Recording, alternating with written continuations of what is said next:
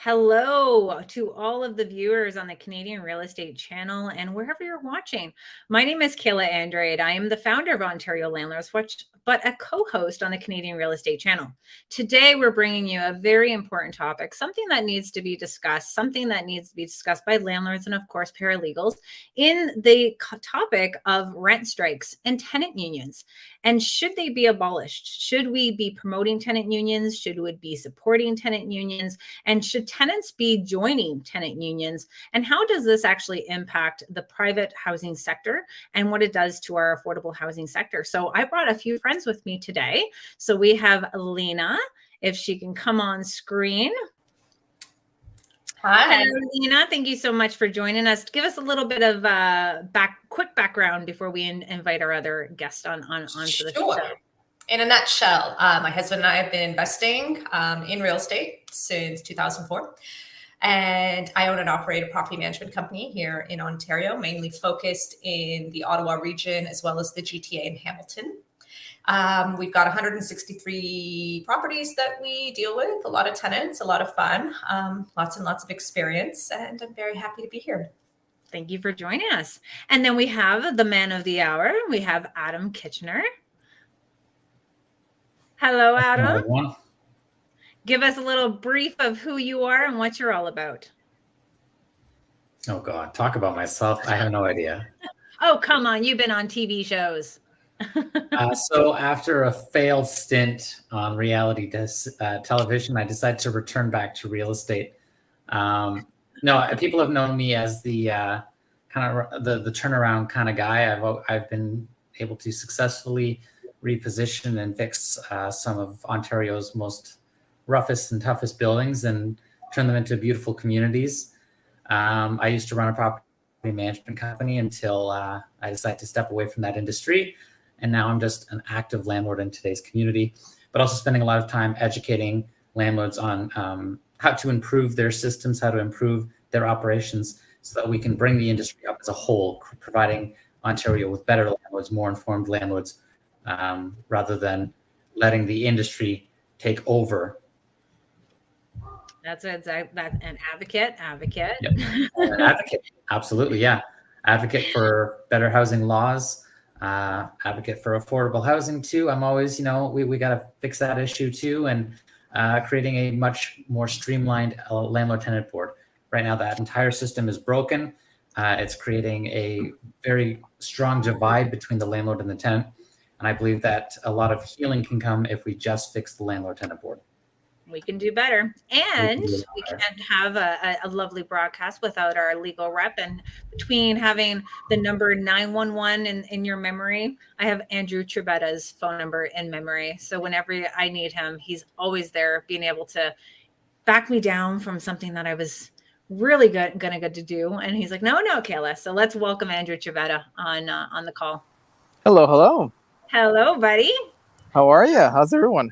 I'm already saying that you're a paralegal and you're my go-to guy to contact. So give us a little brief of who you are.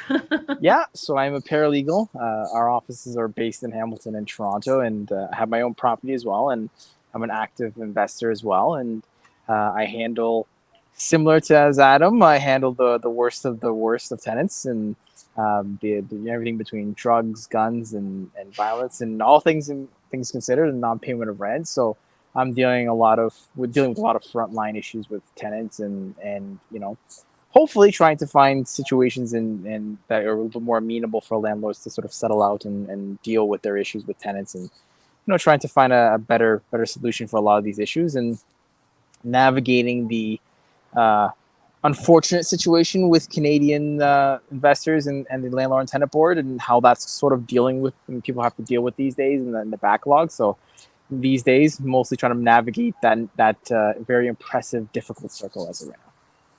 And I'm sitting here smiling as you're talking about like the type of tenants that you're dealing with, and going like, this is where it is. Like, this is where you have to know the Residential Intensive Act, know the criminal laws, it seems like, and obviously that the Landlord and Tenant Board and which way to proceed. But tonight is going to be, it's bringing to light why I wanted to bring you guys on to talk about tenant strikes, because we've had the media talking about 300 tenants that's in 2 buildings alone in Toronto, who are talking that they're not going to be paying their rent. They're going to take part in a rent strike because they believe that their landlord should not be increasing their rent above the 2.5%. And that's the landlords who, or the owners, are obviously applying for an AGI, so an above the guideline rent increase.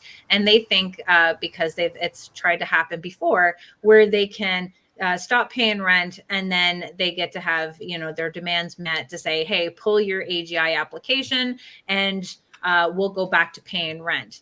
Now, Lena, let's go. What's your first thought when you think a tenant is taking part in a rent strike movement? Because a lot of people are like, oh, this is Toronto, we don't need to deal with this. Like, it's a Toronto thing.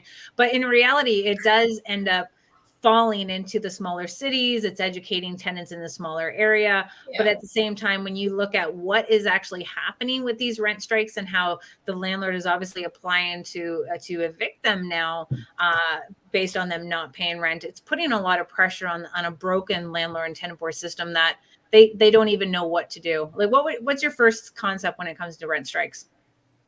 The first instinctual response that I have is, I can't say it online, but they don't get it. Like, say it here. I want to here. But they don't get it. If you are 300 people in 2 towers, your landlord doesn't care if you're not paying your rent. It does not hurt them. Like, they will wait you out. Their pockets are deep enough to do that. They will take the steps needed. They are going to evict you. They are going to put you onto something where the next time you screw up, you're out. They're going to get their increase, and you're just going to destroy your life because you're in a unit that is more than likely affordable. You're going to get booted out, and market rents are insane in Toronto right now, like absolutely insane. So that's my instinctual response is, you idiots. Like, do you not understand that what you're doing is not like, it's not helping you. The people you're trying to hurt aren't hurt by a loss of, $50, $60, $70, $100,000 a month. They don't care. But is it going to work? They think it's going to work to back down from that AGI. No, it's not going to work. And instead, it's going to backfire on a point where, Andrew, what is the filing fee that the tenants are going to be responsible for when they are put on a payment plan or whatnot at the Landlord and Tenant Board? What is that filing fee that they're all on the hook for? That's the 186, right? So everyone thinks that, they can just pay everything off and the other thing will be fine. It just doesn't work that way. And even then, by the time you get to the board, any representative worth their salt is going to fall on N8 as well and can join it. So if they don't get you on the N4, they're going to get you on the consistent late payment of rent. So I can understand their sentiment, and I can understand what they think is going to happen, because everyone has that perspective of what they think is going to happen. That being said, for the realistic person, I would if I was providing any tenant like a better perspective, it would be, this idea, this sentiment seems to work, or it seems to people think it will work for the vast majority. But for each individual that has that issue where they think they can hold back on their rent and have a rent strike with their landlord, that is a terrible advice. And I would never give it to any one of my clients who was a tenant. Not that I have any, but if I did, then it would be to that sense. Putting yourself in financial liability because you want change is not a good way of doing it, right? If you want to advocate and do everything else on your own time and talk to elected officials, if you stand on another side of the aisle, okay, 100% I can understand that. But placing people into financial difficulty is terrible advice. And I don't understand how these rental unions can offer that or suggest that, because when people are unceremoniously removed from their homes, their children removed from homes, these action groups aren't there to help them. That's not what happens. What ends up happening is all the other representatives inside this field are the ones that are actually trying to assist them afterwards and trying to come up with payment plans with those landlords. And we see it every day. Someone thinks it'd be a bright idea to call a rent strike. right? The landlord hires a representative. The tenant eventually gets a representative, speaks with legal aid. And the first thing they do is, okay, we'll see if we can settle this out. We'll have to settle this out. Oh, well, now you have an N8. Well, now we really may not be able to settle it out. Mm-hmm. So it's bad everywhere. And all the way you look at it, none of it is ever good. It walks them right into a trap of getting evicted. That's why it's like, what is the benefit of these type of tenant unions where it's like supposed to be building it? But if you look at what tenants have, they have property standards, they have the landlord and tenant board. It's just, it sucks the landlord and tenant board is not operating the way it should be, because it's letting down landlords and tenants. But this is not, they're just going based on AGIs. Even if it was maintenance, you still have that concept. Well, now you just bombarded the landlord and tenant board with 300 applications. How do you expect that tenants with tenant maintenance applications or any other type of applications to be heard? Adam, have you ever had any dealings with any type of tenant unions? Back in the good old days when I was in the trenches and working for other landlords, yeah, I had to deal with Acorn a bunch of times. And I actually, at one building, they just kind of turned around and walked out the room. I remember in one incident, there was a very, very, very bad building in Hamilton. It had a reputation. It was known as Hell's Gates. And the tenants were demanding $10,000 per tenant to move out. And I turned around and I says, well, why would the landlord give you $140,000? He would much rather give it to a paralegal who's going to take you to court and have you evicted just on the merits that this building is no longer habitable. Mm-hmm. And Acorn demanded to have a meeting, and for whatever reason, I agreed. And they says, we're here to represent the tenants. And ironically enough, that very day, I was at the landlord tenant board signing an eviction order. And I says, everyone, all the tenants are sitting in the room and they're saying, Acorn has our best interest. I says, that's funny because I just signed an eviction order and you guys weren't there. The Acorn wasn't at the hearing. What they were doing is they were doing a kumbaya protest at the front of the lawn saying what an evil landlord the person was. Meanwhile, I'm in the court. I don't know about you, but if I had your best interest at heart, I'd tell you to go to court. Acorn didn't tell them to do that. Acorn told them, you should join our protest. At which point they basically turned their back on Acorn, signed my agreements to move. I relocated all these tenants. I found them new homes. Acorn didn't relocate these people. Acorn didn't find these people new homes. They were just there to collect membership off of these people. And I was the one who put them in better homes. And ironically enough, 6 months later, 3 out of the 14 tenants reached out to me and said, thank you for getting me out of that building. They were trapped in a cycle of poverty and drugs and bad behavior. And that's because they lived in a dangerous scenario. And I removed them from that situation. And yes, it was hard. And yes, it was difficult. And they didn't want to deal with it at the time. But once they were actually out of that property, their lives improved significantly. Mm-hmm. And none of that had to deal with Acorn. It was weird. You got it right on, right on the Acorn's website. They have 140,000 members and they are $15 a month. And a lot of it comes down to petitioning the elected officials. They have door knocking. I know that they have some campaigns where they call landlords. Now, can you imagine if landlords actually brought their friends to their rental unit in front of a tenant that didn't pay rent and protesting outside? But it's obviously completely normal for the tenants to show up at the landlord's properties and make a scene about the fact that they're showing that they're landlords, but obviously they don't want to pay rent and they're obviously not pleased. And I get it. We look at our housing crisis at how it is. There's not a lot of supply that's out there. So they're feeling kind of trapped in there. But when you have something that's still considered affordable, these tenant unions are educating these tenants to go ahead and give the landlord now that reason for them to be evicted. Now, Lena, if you had one tip for our tenants that are out there watching, what would you say to them when it comes down to either being upset with the maintenance not being done for their rental property, or their landlord is applying for the AGI? You get what you put out into the universe. So if you want to go out and you have decided that somebody is evil and you are going to go and speak to them and demand, and whatever it is that you do, you're doing with that viewpoint, you're putting all of that energy out and you're going to get it all right back. So treat the person in a manner in which you would expect to be treated if somebody was going to ask you the same things you're about to ask them. And I would say 9 times out of 10, if an individual would just treat the other person on the other side of that conversation with some respect, understand that they're both in this game together because one won't survive without the other. A tenant won't survive without their landlord, and a landlord won't survive without their tenant. Mm-hmm. And if both sides could understand that this is a mutually beneficial relationship, and if you are a good person and you treat people that way, they will in turn do the same thing. No landlord in their right mind wants to get rid of good tenants. It doesn't matter how low your rents are, unless it's unless it's financially not viable. It's financial now, though. I can have to say a lot of the landlords calling it was financial.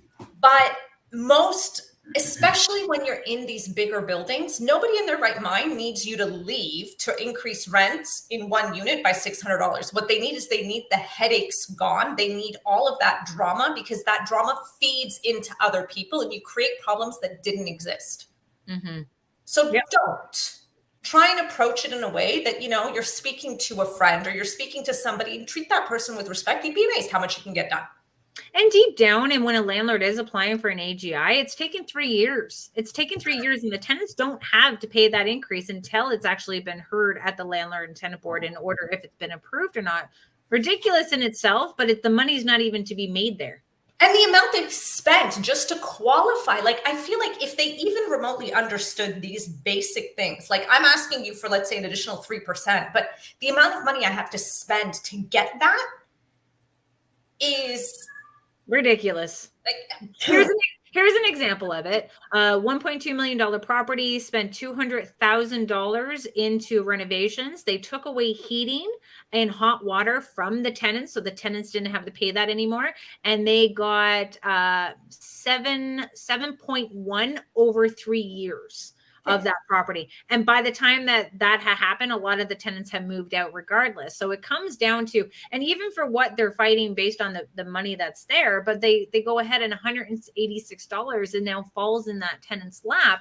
That what are you doing now, Andrew? We were on TVO and we actually had a different tenant union because they're now manifesting. There's so many. They're going to be like a Tim Hortons on every corner now based on this tenant union, because obviously there's money to be made in there. This is why Ontario Landlords Watch, we never wanted to charge any type of membership to support our community, to make sure that we are creating a fair and balanced housing system. But when we were sitting there in TVO and when the cameras turned off, it was like another show in itself. And I said, this is rent control catching up with our economy. The government had just increased everything on the homeowner. They are now at a point where now they have to apply for that AGI, or they're selling it. The new owner's moving in. It's now being catastrophic for those in particular people. And when the camera was off there, I said, they're like, no, we need more rent control. They think that having rent control in between tenancies is going to give them that affordability that they need when the government is already struggling to build 1.5 million homes by 2031.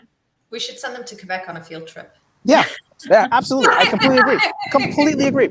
The idea that you can manifest additional issues over and over and over again, and then seemingly just understand that what the landlord goes through doesn't make any sense. They have no clue the amount of money that is necessary to actually first even obtain an AGI. And at this point, yes, like you were saying, the amount of tenant action groups are exploding all over the place. And the big issue with them as well is they're not congruent on what their platforms are. So one tenant action group inside Quebec or in Alberta or East Ontario or Northern Ontario will have a completely different sentiment to the other ones. Unlike landlords, which is pretty stable throughout everything.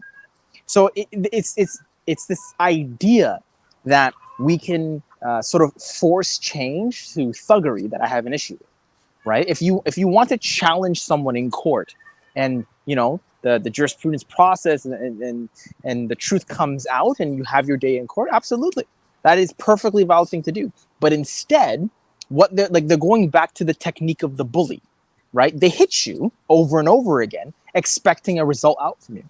And it's like, this is exactly why these laws exist in the first place. This is exactly why the landlord and tenant board was placed into effect in the beginning, because landlords were in fact doing this way back in the 80s and the 60s, and they wanted to stop the power imbalance. It's like, well, now haven't things changed very much now, haven't they?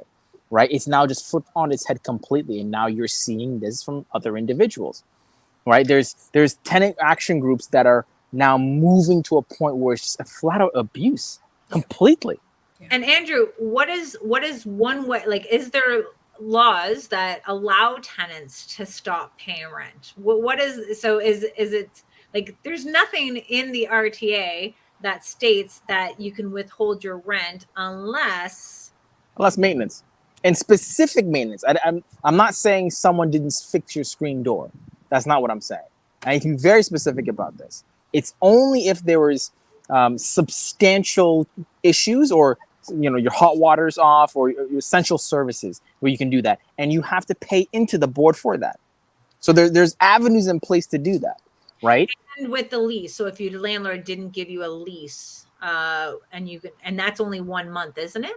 Yes. So you can only hold rent for 1 month. But besides that, you still have to pay rent. You just have to pay it into the board versus the landlord. But if you don't pay it into the board, you don't pay it to the landlord, then obviously you don't have a foot to stand on. And like you mentioned, the N8 comes into play here, where, yes, are you going to get a full eviction on an N8, or are they going to slap that section, what is it, 78? I don't know. 78, yeah. Section 78, yeah. Section this is not controversial advice. Like, I could, like, if someone has brought this question to me, as just as an individual that needs legal advice, I wouldn't provide them a controversial sort of response or political one. The first thing I would think is take care of the client, and the first thing would be is pay your rent. It's not something I would be to request to be unheard of. You might as well pay your rent, because you can challenge the landlord at the board if that is necessary. Yeah. I've helped tenants. Yeah. They talked about there's leaking the floors, and I'm like, okay, like, I understand what's going on here. And obviously it's a low paying tenant that they've been there for a while. Obviously they want to save the money so they can do a mass reno when they can hopefully get that tenant out. But at the same time, I'm like, one, make sure, like, she stopped paying. I'm like, no, you need to get yourself back into paying, especially on the first of the month. Start working that payment plan into getting yourself showing in good faith. And then this is the process on how you deal with your maintenance order, because we know that there is shitty landlords out there. Sorry, I'm not too sure if I can say shitty. Again, sorry. But Adam, if you have someone that's coming to you now looking for a rental unit that you have on the market, and you do a credit check on them, and you find out that you have a trade line for unpaid rent for the tenant, are you going to accept them? No. And why wouldn't you accept them? Because remember, they're telling you the story. It was a bad landlord. He was not doing his maintenance. He was doing an AGI. Like, would you still take them based on that situation? Well, unfortunately, as we all know, the Landlord Tenant Board is delayed. It takes a year, takes a year and a half. I'm still waiting for a hearing, a year and a half into an issue, and so for me, it's why would I take that chance? I have people come to me every day and they sing me their sad song, and sometimes I quite honestly might believe the person. But if I'm wrong, if my gut feeling is wrong, and I give that person a chance and they decide not just to screw me but take me for a ride, that's a year and a half ride. If the Landlord Tenant Board was faster, if it was more efficient, and I could take a chance on someone knowing that I can have them evicted within 3 months, I might take a chance. I'm willing to lose $3,000, $4,000. No one wants to lose that, but I think most landlords, in their honest opinions, would give a chance to that person who's just leaving a bad relationship, or just moved across town and needs to find a new job and needs to get back on their feet. Everyone has hard stories. Everyone has a rough, something about them. But the problem is, I will give you 3 months. I'm not giving you a year and a half. I'm not letting you steal $30,000. I don't know a lot of family members I would give $30,000 to, let alone an complete stranger tenant, and that's the problem with the Landlord Tenant Board is, if the tenant is lying and decides to withhold rent, and it takes me a year and a half to get them out, that's a $30,000 loan that I just gave to the tenant that I know I'm not getting repaid. And like I said, if the evictions were efficient, if the evictions were fast, and the Landlord Tenant Board actually heard maintenance issues in 3 months, just like they do with rent arrears, more landlords would give more chances to bad tenants, or not necessarily bad tenants, but tenants who have been through a rough moment in their lives. It's not so And- damaging to that one tenant if you can see that they can go through multiple tenants at that, if they fall into that hardship or just have lack of education on paying their bills, like, or the finances of things. Well, exactly. They wouldn't be able to repeat the behavior of screwing landlords because there'd be a record, there'd be a trace that you could follow to see, well, you did this to the last guy and the guy before that. You're not doing it to me. But when you're taking a year and a half, it delays everything. So only you only get to see that he screwed one person, not 17 others behind. And then the other thing too is all this sentiment about tenants withholding their rent because they can't get their arrears, their maintenance fixed. Well, that would go away because they'd only be able to withhold a 1 month or two, because the next month they're going to court. They're sitting in the courtroom. So even if they wanted to withhold rent, even though it's against the rules, even if they did, and really the first thing an adjudicator should say is, if you're withholding rent, is it deposited in the Landlord Tenant Board? And if it's not, they shouldn't even have a merits hearing. But even if they did decide, screw the landlord, I'm not paying him until my court date, that's fine. I'll see you in a month or a half, but that's not the situation right now. That's the problem. We have a lot of situations where you have Lutherwood, and you have a situation where they can have tenants who to get help with first and last month's rent, to help with hardship situations. You do have there's a company out there now where it helps tenants with first and last month's rent, and also current month's rent if they fell behind. It's almost like a payday loan situation. But why are we even dealing with non-payment of rent even at the board in itself? But this comes into Bill 97 with mandatory payment agreement forms, which could result in a default order. But again, it's still to the concept that we feel that landlords are here to provide a service. It's an investment, but they also are not considering that it's a business, and it's a vital business for us. And that's why for landlords who have tenants who think that they want to say, hey, I'm going to follow my tenant union, I want to start taking a part of this rent strike movement, report the tenant's monthly payment history to FrontLobby. That is going to get onto the tenant's credit history. It's going to be sent to Equifax and Landlord Credit Bureau. So this is a great way to kind of say, hey, you didn't pay. It's now being reported. It's now going to impact your credit, which is every landlord, do your credit check. Never, ever take a credit check from a tenant or a copy of it. Always pull your own, because you know how people in desperate times, they're going to be photoshopping. They're going to come up with a lot of fake references. And unfortunately, the way that the Landlord and Tenant Board is, with 8 months to 5 months right now as technically of getting your hearing, that's not including potential adjournments. If the adjournment is based on lack of time, then you got to wait for your another hearing date. But you're listing 5 months, then they have a 30 to 60 day of orders, and then you're still waiting for a month for even the sheriff's office. And when you have this type of behavior that you're allowing tenants to get away with, what do you think that's going to do to your housing stock? Is it you think more people are going to come to Ontario and be like, yeah, I want to invest there? No, we're leaving. The investors are leaving. The supply is leaving. The lack of availability is going to be leaving. And what's that going to happen? Lena, have you been hearing a lot more landlords leaving the industry in Ontario? Yes. And where are they headed to? To the States. I've got Alberta. A lot of Alberta for me too.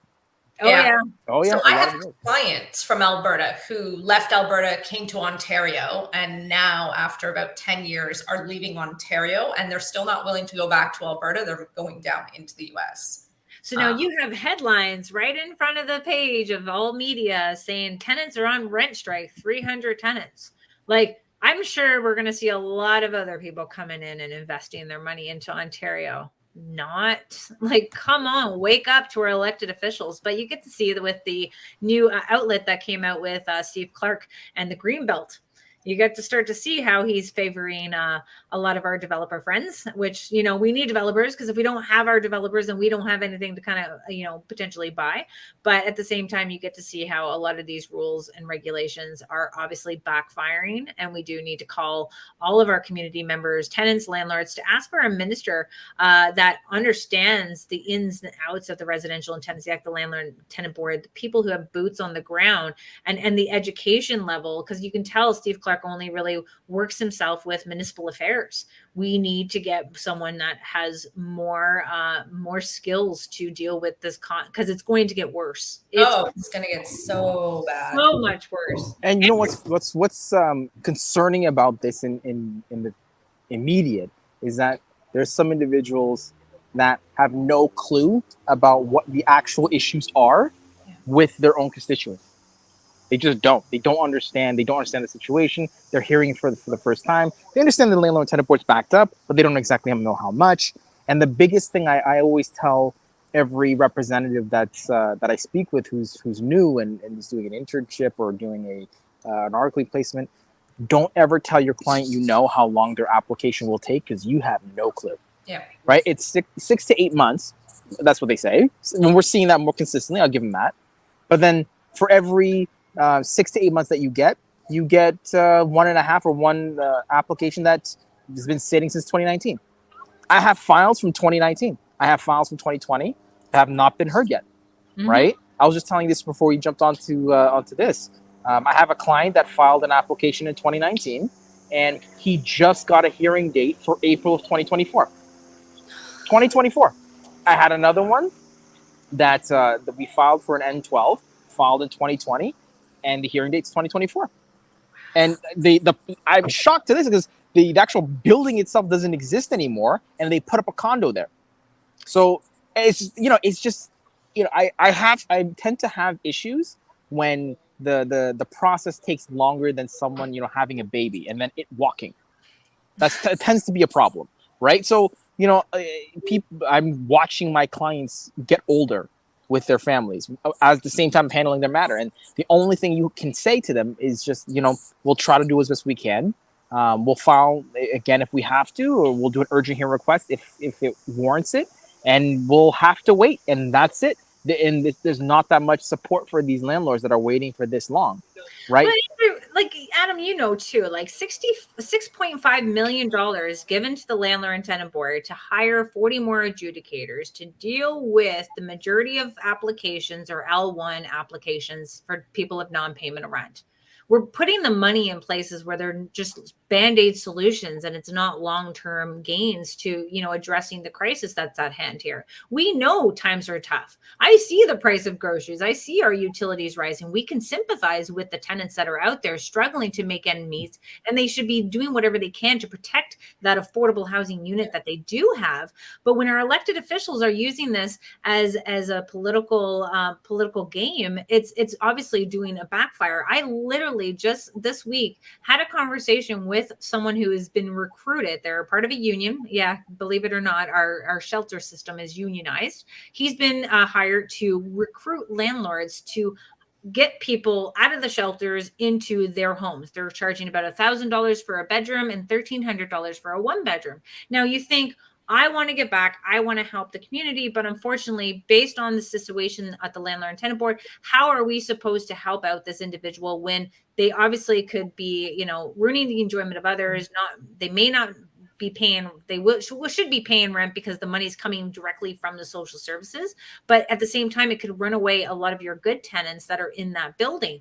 And I said, what you've been hired to do, what your salary, you're spinning your wheels. Our landlords are not able to jump on board with this program because of how high risk it is, the 2.5%. So we know we have long-term tenants into these typical units. How are we supposed to help you when all of the rules and regulations are out there, obviously being tilted towards just protecting the tenants and not even the investors?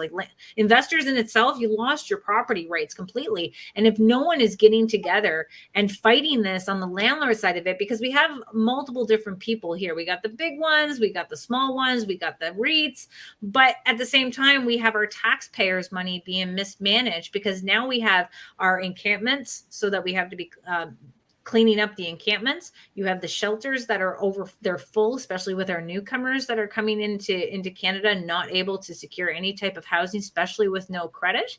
And then we have sleeping pods in Waterloo, where it is just a shipping container. There's no washroom facilities. It is on site, but not in their typical unit. And then you have a 12-year waiting list just in the region of Waterloo alone for government housing when taxpayers can't build, manage, maintain, and subsidize. So we got to start putting everybody into their lane. Like, this is yours. This is government housing. This is social housing. Let's fix that area. And the private sector needs their fixing. They need to be able to run their business the best that they can do. But if they continue to keep putting up our costs, the rents are going to be keep jumping as well. And that's why they're really trying to get that the rent control in between tenancies. And that will be the death of rentals in Ontario. Oh, it'll be terrible. And just to highlight even, like, you would never hand over the keys to a $700,000 car to someone you didn't credit check, or someone that you didn't know very, very well. But the expectation is people are supposed to do this for the kindness of their heart. Yeah. And it's like, listen, I'm not going to knock any landlord that wants to help the service. We need more people like that. And if you have the ability and you can offer any assistance to anyone that's in need of shelter, I'll absolutely implore you to do that. But the problem is right now is that you are taking a monumental risk renting any property for any reason, for any situation. Even a basic tenant that has a great credit check, great job, etc., poses a substantial risk. It does. It's just an inherent need of it. But the problem is that people don't understand that this is a business. It is. And you can do good with your business. You really can. But there needs to be avenues for our landlords to ethically remove a tenant. And the problem is right now, you're starting to see people move into the unethical side. Why? Because there's no choice for them. Yeah. And it's like, I would never suggest someone to do something illegal. But we're seeing it more and more. And the reason why is because there's nothing else to be done for those people, right? If they're waiting 12 to 13 to 14 months, right? And, we're starting to see more and more horror stories every single day with people making bad decisions. And it starts from the beginning when they're not screening the tenants, and it goes all the way to the illegal evictions. Mm-hmm. And it's like, why are these tenants action groups screaming at the top of their lungs about illegal evictions? It's like, well, because they're happening more often. Well, why is it happening more often? Well, because there's no actual resolution for them. Yeah. This big thing came out when the Ombudsman General report came out, and they're talking about how many applications are being heard. Okay, let's talk about that. How many applications are being heard per year? Is it increasing? Yes, it is. Okay. But what does that actually mean, applications being heard? It doesn't mean being resolved. Right. It means adjourned. Catchword. Right, there it is. Right? So you've got adjudicators with 84 matters on their docket, 60 on the docket, 40 on the docket. How are they supposed to complete all those? They can't. So they adjourn them. Yep. And that's why you get these cycles of people going into the queue over and over and over again. You're already waiting 9 months, and then you get kicked onwards, and you get stuck. Either you have to do mediation and take a deal that you don't want to do, but me as a practitioner, I have to suggest to you, well, you're going to be back here in like 13 months, so you might as well take this, and then you hope that you can alleviate the situation through the mediation, but you're jammed. That's the truth.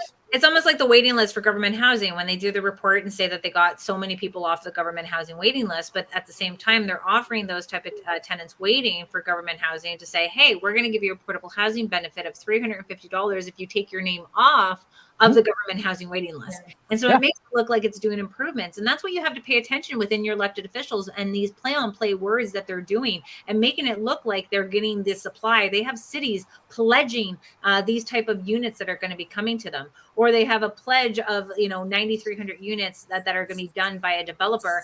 And so many of them are going to be affordable housing, but the rest of them are going to be market rent, in which obviously it's going to drive up the cost for people looking for market rent units. They're playing with this industry so bad that they need to learn how to get out of it in order for it let us at the table at least. Right now we got developers, we have the bankers, we have everybody that's being a part of this housing task force with the government. But unfortunately, they're not getting the people who are here to provide.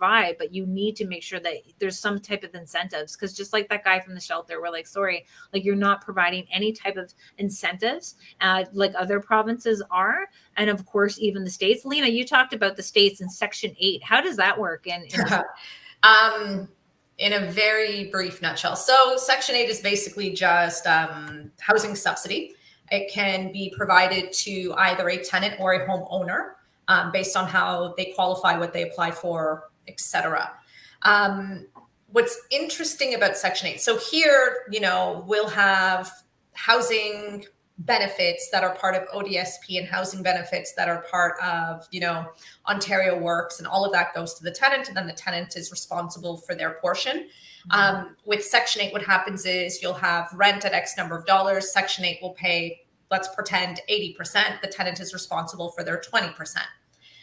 The difference here now, and why their programs are successful on a majority scale, obviously you're still going to have horrible situations no matter where you go. But for the most part, they're successful because with Section 8, the first thing that happens is they come in, they inspect the unit. So the landlord offering the unit has to pass their inspection. So you have to be in a standard for safety, for, fire, basic maintenance, things like that. The tenant is then required to maintain said unit at a similar kind of level of cleanliness, like maintenance needs to be updated and whatnot. And they actually come in and they check, right? And with Section 8, if you, let's say, get evicted because you didn't pay your rent, so Section 8 pays a portion and you don't pay your portion, you can never receive a Section 8 benefit again. That ticket you just got is gone. So for tenants who know that maybe for the first 3 years that I have this ticket, I'm going to rent, but I can take this ticket then and apply it to the purchase of a home and pay towards my mortgage and whatever else, home ownership is now no longer viable for them. So generally speaking, they try harder to maintain what it is that they have. You'll always have people who either just can't or just won't, and that's not going to go away. Another interesting thing in the US is there's quite a few states and municipalities that have really effective programs to provide affordable housing units. They provide a lot of, interest-free loans, grants, things like that to investors or developers who are willing to build affordable units to house, let's say, their veterans, or maybe it is people who are, mentally ill, whatever that might be, seniors. And what they do is they want all of these people housed together, whether it's a house that you're breaking up into 4 or 5 rooms, or it's a building that you're going to go in, and they're giving you money to go in and do this, but they're actually on top of ensuring that they're coming in and they're checking on both the tenant and the landlord. So both parties are being held accountable by the government body, right? So you, the landlord, can't let the place run to crap, because then your money that you would have gotten for free is now due. But you, the tenant, can't do it either, because now the housing you have that's affordable is no longer available to you because they have such a long list of people. Yeah.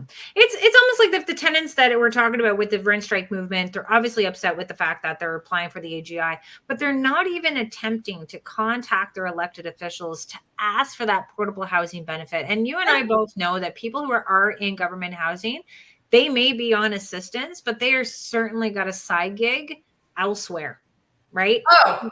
The abuse of our system is not even, there's no consequence. And literally when you get into housing now, it almost is like you win the jackpot. There's no incentives for them to move out. But our landlords in itself, if you're dealing with a tenant who is not paying rent, you legally can report that tenant's unpaid rent without a judgment and without their tenant's consent to FrontLobby.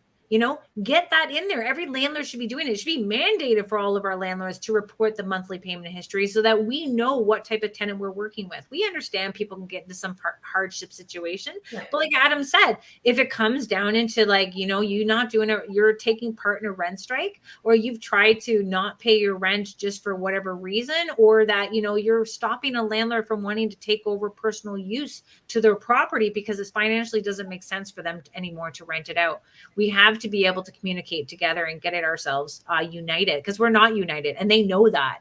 And that's why we keep getting these different regulations and legislation that's out there that's really impacting that private housing sector. Not knowing what they're doing is really making the tenants' livelihood a lot harder.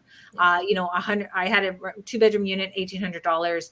119 inquiries in 24 hours. The next day, it was another 118 inquiries. When you have to see mass immigration that's happening, these tenants don't play with your housing, especially if you know that what you get is definitely lower than what the market rent is. Don't let these tenant unions steer you down a path, because what they want is $15 a month. They want $15 a month. They want to make it look like they're trying to advocate on your behalf. But in reality, if they did want to do that, they would be helping you with that above the guideline rent increase based on their membership. But instead, they're going to be steering you down a very dark path that's going to lead you into that eviction path of an N4 or even an N8. And that next year, like, you're not going to guarantee an eviction on the N8, but it's going to be that Section 78 on there, so that if you're a penny late or a day late, you know, that's where that landlord gets that open door to evict you. And it sucks. So Kayla, if I can just say something real quick on that. So you hit something right on the nose that's been a bone in my side for a very long time. Speak it, baby. So this ideology that those tenant advocacy groups have the ability for you to navigate, or they can assist you or help you with your landlord. Don't do that. Go to legal aid. Yeah. There are lawyers there to help you. Yep. Like this, the government spends a lot of money. The Law Society of Ontario spends a lot of money. There's referral services. There's legal aid certificates. It's been around for decades. Go talk to a practitioner. Call for a free consultation. There's hundreds of paralegals inside Ontario that will be more than happy to take a consultation for you for free. For free. Stop going to these people. They're not licensed. They have a political agenda. Mm-hmm. Do you know what my agenda is? It's to protect the clients. That's it. Yep. That's all it is. If I am being consulted, or I'm consulting with someone on legal practice, my duty is to assist in every way possible on their best interests, not anybody else's, just theirs. That's why we have conflict checks. That's why we have all these regulatory stipulations to follow. It's because we can't be doing something unproprietary.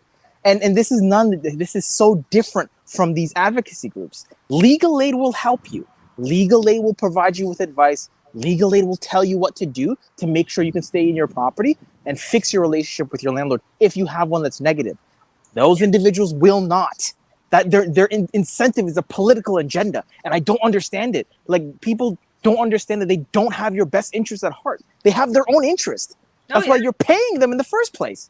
It's like a vote. Like, when the government looks to unions when it comes down to looking for those votes and getting to the leaders of those unions, similar to like how the landlords need to collaborate and come together as numbers, because when they can go to the head union and then all of a sudden they're going out and speaking to all their 140,000 members to say, hey, vote for Olivia Chow, that's why it's their mission to have that power behind the political game of it. Absolutely. And like, I always have to censor myself because there's only so many things I can discuss. But yeah, right. But the biggest issue I have these days is when I hear that these tenants are thinking that these groups, I dealt with one of these. What do they call them now? They call them tenant defense advocates. Oh yeah, that's and they're popping up everywhere now. These are unlicensed. Oh yeah, they're unlicensed. Like, basically representatives. They're acting as lawyers and practitioners, right? And they're offering legal advice. They're showing up to court under a loophole that allows them to, right? And then they're making submissions. They're acting as if I would.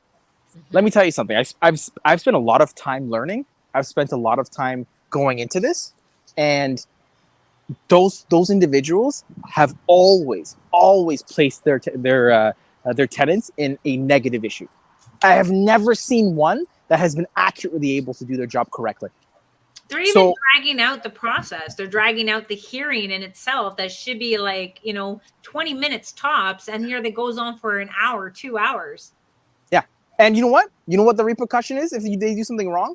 Nothing. If they don't submit their evidence on time? Nothing. If they don't help their client in an appropriate manner? Nothing. You want to know why? Because they're not regulated. They're not licensed. They're not licensed with the Law Society of Ontario. They're just people out there. Yeah. And listen, if you on your last leg and you have no ability to gain additional help, I can understand it that you're looking out for someone that'll help you. But this is why legal aid exists. This is why legal aid certificates exist. This is why practitioners have free consultations. There's a lot of other options that you can pick versus that one. And if I go into court and I act in a manner that is improper, if I act in a manner that is not competent, there's hell to pay. There's repercussions. Yeah. Right? But those individuals, not for anything. Nope. Right? And we've gone through this. We've gone through this many times where people have gone into court with clients or alleged clients and they've made a complete hodgepodge of the legal process. And you're seeing this again. This is what my fear is. Yep. You're taking the most desperate, and you're offering them basically nothing. You're offering them a cake filled with a balloon. Don't do this to people. And it drives me insane. I don't come from a very wealthy background. I came from the poorest of the poor. I came from I was an immigrant family that came down here. And my mother went through these types of issues before, when she was living in Hamilton housing, where she was in the process of being evicted. And never have I ever would have been devastated if she had gotten into the clutches of some organization like that. I really would. She went to legal aid, thankfully, and she was helped. Yeah. But if these people, they're going to these agencies, they're going to whatever you want to call them, and they're being provided with this advice, and some of it is just wrong, some of it is completely incorrect, some of it is contradictory. It's just so bizarre. It's going to take an issue and just manifest it into something bigger based on the advice that they're getting from these type of tenant unions that are out there. But the tenant unions are also getting support from CUPE, the union.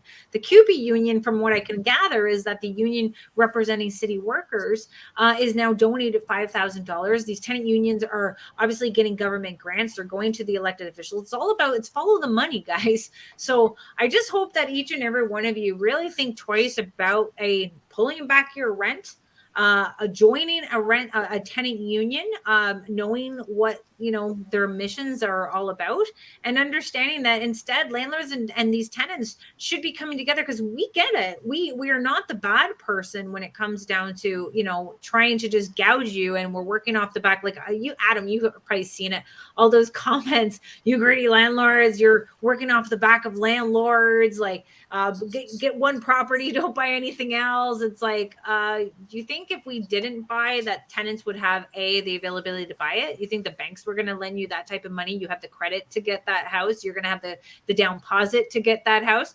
I do know a lot of tenants who are waiting to buy 50-unit apartment buildings. Unions are going to start buying them.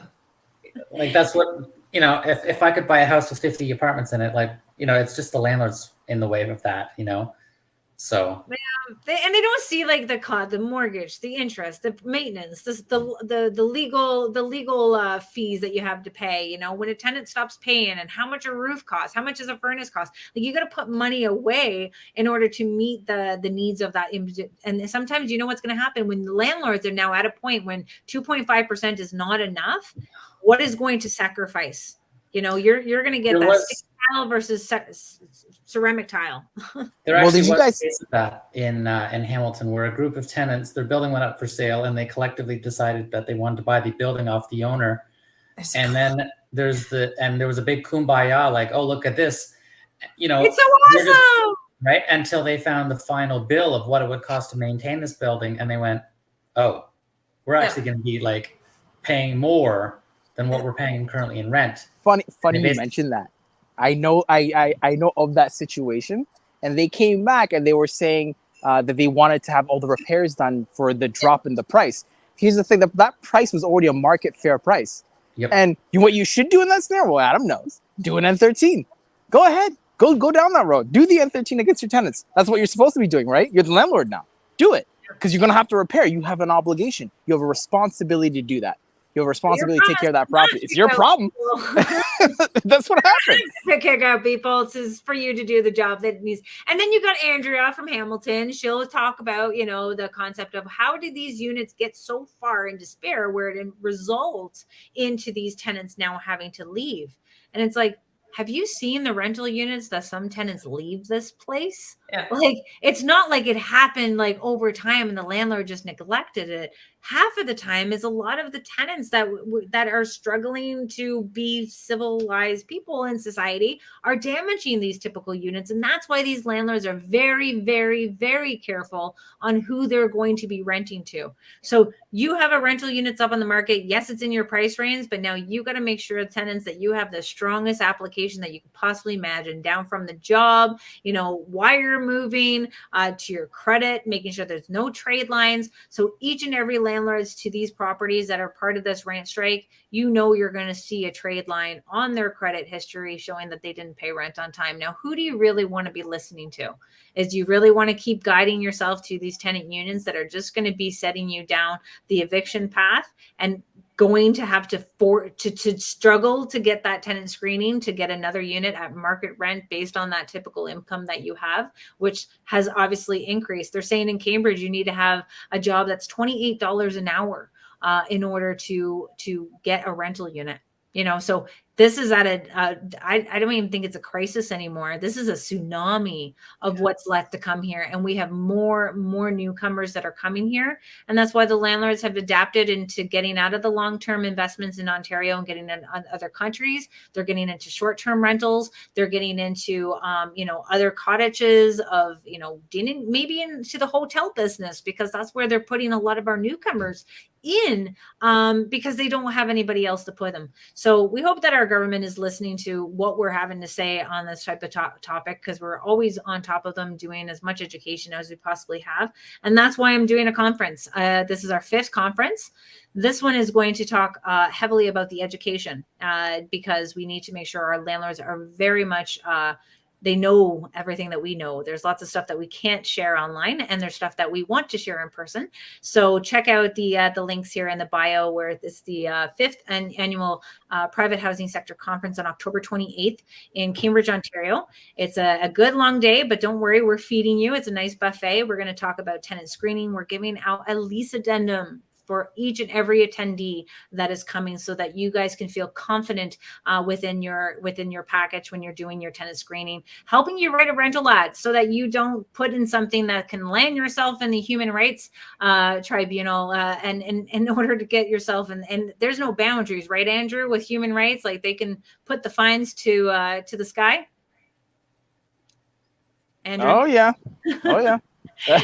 Those lease addendums will be very important these days as things change more and more, right? And it's so go ahead.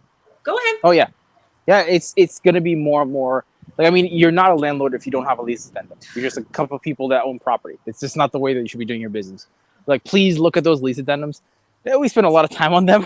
Like, they're really, really long, and they're really, really expensive, and they've gone tried and tested to the board. So I would suggest that everyone sort of do try to look at it, do understand it, do use it, and just please protect yourself, because you can pay 2 people, right? You can pay your property manager to take care of your property, or you can pay me. And last time I checked, legal fees were a lot more expensive. So please just use these lease addendums, protect yourself, protect your investments, and it ends up being better for all parties, both you and the tenant. Perfect. Well said. And then we're going to be talking about the changes at the Landlord and Tenant Board. Obviously, there's some changes. It's 12 months to 5 months, what you can file, how you can file it. But again, we want to prepare you for when you are going to the Landlord and Tenant Board. Our goal is to prepare you so that you're not sitting there for 20 minutes talking about something that is irrelevant, but the adjudicator is too stunned to tell you to shut up. Okay, so we're going to help you when you are going to be able to represent yourself and connect you with the people who can represent you well, such as Andrew and many other paralegals that are going to be at this conference. And we're going to be talking about Bill 97 and how that affects you and how that impacts the landlords when it comes down to N13s, and how it's going to drag out the process a little bit longer, or is it going to speed it up? And we have our banking insights. We know a lot of people are doing their refinancing, or they have their mortgage renewals that are coming up, obviously at a higher rate. We want to give you the information that you need in order to prepare yourself for those troubling times ahead. And the landlord licensing, landlord licensing has not gone away. A lot of them are still thinking and contemplating about it. We need to know what that looks like and what you can do if landlord licensing does come into your place. And we also have investments outside of Ontario. Yeah, you heard that right, elected officials. I'm going to be teaching these landlords what they need to do if they want to get out of Ontario investments of long term. We're going to get them into other countries that are more favorable. The numbers make sense, give you the people who are already there with their team in order to help you, guide you through that process and getting you outside of Ontario so that you can be a landlord and it actually makes sense as a business. And most importantly is managing these difficult tenants. It's they get underneath your skin. They can, make you want to blow your top. They'll probably get you drinking. That's why we usually hand out LCBO gift cards at this conference. We really want to make sure that you handle this with a very calm head and how to do it and what to say. So we're going to do some teaching on how to manage difficult tenants, and most importantly, the advocacy and the support of what we need to do now to change this broken system. We have to step up our advocacy level. We can't just be quiet and afraid that there's going to be backlash from people of elected officials. I'm going to teach you everything that I do for the advocacy, because if we do, then I'm going to have so much more power behind us, because we're going to finally be organized and strengthen this private housing sector, because we deserve to be recognized as a business, and we deserve to be respected just like the commercial landlords are. Hey guys, remember that bailout that the commercial landlords had gotten, and the airlines and everything else? But we have to establish who we are, and I think this year is the year that we're going to do it. And we have a lot of powerful, knowledgeable people behind us now that we're going to do this, and we have some guest speakers that are going to help me bring this information to you. So link is in the bio there. Get into your early bird pricing there for September 1st, so that we can make this a memorable event. Our cake looks like a wedding cake. I can't tell you how, but it's like a wedding cake. We got our prizes, we have our games. We want this very interactive with each and every one of you. So we want to make sure that we're building this community. But I want to thank Lena, Adam. I think we finally lost his internet connection with Andrew there, and he had great things to say. Thank you, Andrew, for coming on and supporting this community and supporting these tenants who are obviously being stared down the wrong path. Now, before we leave, Adam, do we have any last minute words, tips to our housing community? What would you like to say? Well, I wanted to actually kind of jump back to Andrea Horvath is wondering, how does a unit get to the state that it's in? You should have cut off. I think the first thing she should do is walk through city housing. Yeah. Because Hamilton is the largest slumlord in Hamilton. I would ask her how these only 40-year-old buildings are complete messes, filled with bed bugs and broken elevators and dusty stairwells. That's the number one thing that I would ask is every government official, before they start pointing the finger at landlords saying, why do your units look like shit? I would say, well, why don't you clean up your backyard first? THC, Toronto Housing Corporation, City Housing, Peel Housing, all these are the biggest slumlords in all of Ontario. So it's on YouTube, guys. You can see it. This is easy. So go through your own network and figure out why you're a slumlord before you start pointing the finger at other landlords. But secondly, I think the biggest say as I do, not as I say, or something like that. Exactly. Like don't look behind the veil. Don't look behind the veil. We're great. The government is fantastic. But I mean, with that being said, the easiest and simplest solution to fixing all of these issues is just build.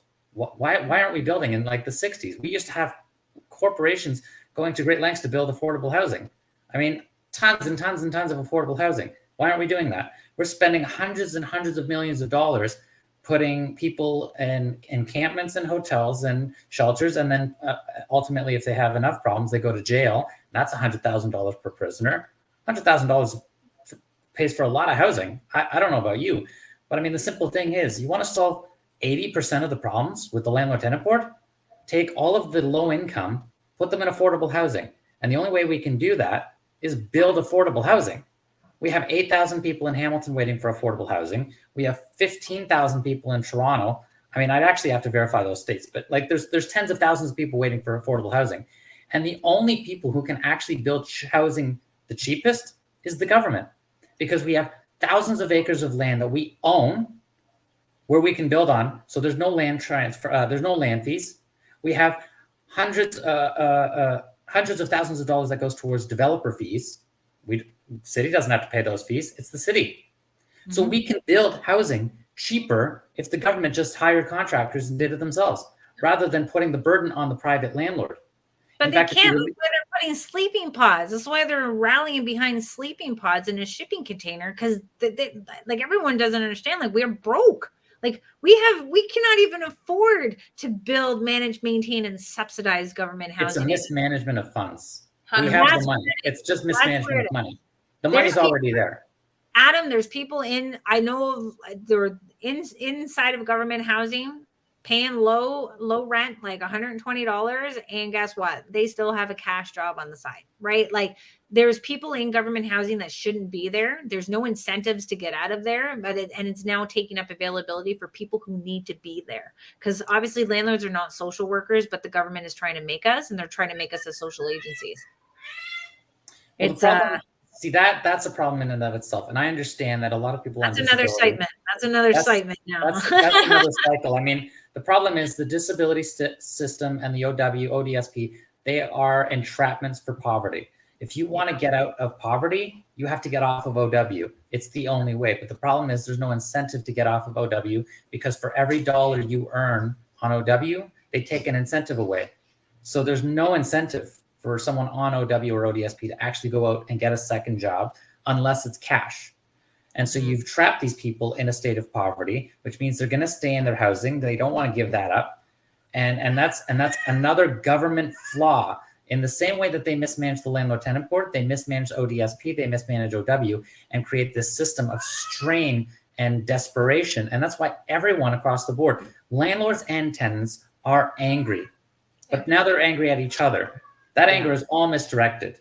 Your anger should be directly pointed to your government officials, because they are the ones who are creating this problem. Like I said, the majority of the issues with the landlord tenant board can be solved with a healthy vacancy rate and a lot of public housing, more supply. That's going to solve the majority of the problems. Because if you're pissed off at your landlord and you can just move, you're going to move. But you can't move. Where are you going to go?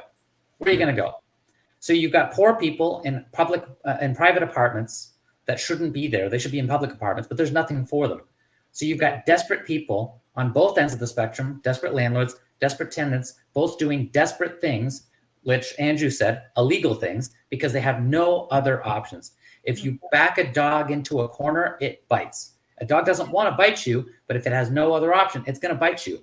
And that's exactly what is happening. Landlords are biting back. Tenants are biting back, because what else are you going to do? Wait for your court hearing? Yeah, no. Like you're going to have a child that's going to graduate high school before you get your day in court, as Andrew had said. So you got it. You hit it right on the noggin there. Like this is about the mismanaging of our government, and our tenants who are watching, don't try not to feed into that propaganda that the government wants you to do with fighting your landlord. This is not about fighting your landlords. It's about fighting them and their inefficiencies and their mismanagement of the housing sector in itself, which has now caused a housing crisis. Adam, you're amazing. Thanks so much. Lena, what do you got to say? It's going to get a lot worse before it gets better. And the only thing that will save you as a landlord is to have a cushion that you can depend on. Find a way to create some sort of a cushion, whatever that will be, and have it there, because good people in a few years are going to be struggling. Like regular tenants who are good and responsible and paying, average market rent are going to start to struggle. And it's not because they're bad. It's not because they're starting to take advantage. Like 10, 15 years ago, generally speaking, the people who weren't paying rent were generally not the, creme de la creme of society. They were usually people who you were expecting these kinds of behaviors from. They were people who, it's a cycle, right? It's a lifestyle. It's a cycle. It's how they grew up. It's what they think is the best thing, because they're victims and the whole world is out to get them. So they're going to give it to them before they get it. We are now shifting into an economy where good people who would never want to default may not have a choice. Yeah. They may not have a choice between being able to feed their children and paying your rent. And they will always choose their children before you, not because they're trying to screw you, but because they really don't have any other options. They really, really don't. So I think two things that we can do as landlords right now is, one, if you have the ability to keep your units affordable at turnover, do it. All because the market says you can charge $2,500 doesn't mean you should if you do not have to. if you have had a property for a really long time, you're in a position financially where you can take $200-300 less and provide somebody with that advantage, you are going to find a good tenant. They're going to take care of you and they're going to take care of your unit. It's not about like getting the most amount of money and putting up a new, high in your neighborhood is not a flex you want to have as a landlord. I get it if you cannot manage your expenses and you have to. That's different. Yeah. You do what you have to do to survive, but if you don't have to, don't. And if those of us who, let's say, have property that has been sitting there for, 10, 15, 20 years and has been doing well, maybe if we all kind of took a moment and said, you know what, yeah, I could charge $2,000, but I'm going to charge 17 because my previous tenant was paying 12. You're still making more money. You're still cash flow positive. And now other people are able to find affordable housing, which will then actually slow down the demand. Or it just brings up the demand of people inquiring about it when you have it at an affordable rate. But if you're looking at people who can do that, so let's say if you've got 10, 15, 20 landlords who, let's say collectively together, hold anywhere between 75 to 100 units in a small region, if they all have the ability to kind of reduce the rental asking price, and this is what's going on for 4, 5, 6 months, your market rent is actually going to come down because those really expensive units are going to sit vacant for a really, really long time. And those landlords at some point are going to have to reduce the rent because people are tired of being taken advantage of. You know what I mean? So if they see that, there were 15 units that came up in the last 6 months for $300, yes, plus I'm not paying you. Yeah. Right. So it's going to force correct in a way. And if you can, you should, because at the end of the day, you could ask for $2,800 a month in rent and they might pay you the first 6 months. But if they can't after that, well, you're not getting paid. Well, same thing. Like the landlords are like everyone's like, oh, you're agreeing landlords. Well, we actually have a landlord too. For most of us, it's the bank, Yeah. The bank obviously keeps putting up their prices. We have to keep paying them. So when you do have a turnover on the tenants, we now not only have to estimate what that new rent's going to be, but also what it's going to be like if that tenant stays there for 5, 10, 15 years. And at a 2.5% increase. So again, it goes on to the concept that the rent control of 2.5% is very limiting and it doesn't allow the landlords that flexibility. But if we worked it with, hey, here's your rent increases, here's the landlord's expenses, let's divide this up, let's put a proper rent increase, especially if it's all inclusive, especially if the tenant moved more people in, or if it's a condo, it has to be more open because if not, that's why the landlords are going to have no other choice but to jack it. And that's why they're seeing that 33% increase, but they're saying that is the 33% rent increases that they're seeing based on the vacancies that are happening. Now, what's that going to do when you see 300 units that are not paying rent and how much market rent units that they can actually go? So I don't know if these tenant unions are helping the tenants or they're helping the landlord trying to get these low paying tenants out of the property, just like CUPE. But guys, don't fall for this. Don't try to do this. We're doing this to protect you because we are trying to create a fair and balanced housing system for all parties involved, including our taxpayers, because we're seeing the mismanagement of our money. And we want you to keep commenting on this video. Give us your thoughts. Don't be quiet about this. You have this is now a do or die situation for many of people. So put your comments in the line. If you have another topic that you want us to bring some more amazing speakers on to talk about it, put that into the comments as well. The link to the conference for October 28th is also in the bio of this video. And that, until we come together to unite, we're going to see things get a lot worse. So let's hopefully, if you have a tenant union or anyone that wants to join us on the Canadian Real Estate channel to discuss this openly, so it's not so just on the landlord stuff, I am putting out that invitation to you. So take that for what it's worth. Thank you everyone for watching. Thank you, Lena and Adam and Andrew for joining me and talking about this, because I know that we do want to protect as many tenants as we possibly can, but we also need to protect our landlords who are the backbone to this rental housing industry. So until I'm on again, guys, hopefully Wednesday, maybe next Wednesday. So we'll make sure you follow the YouTube channel and also subscribe to the Canadian Real Estate channel Facebook page so that you can be informed when the next time we have on and what the next topic is going to be. Have a great weekend, guys. It's coming up. I'm going away. No one call me. Thank you for watching. Thank you. Thanks for having me.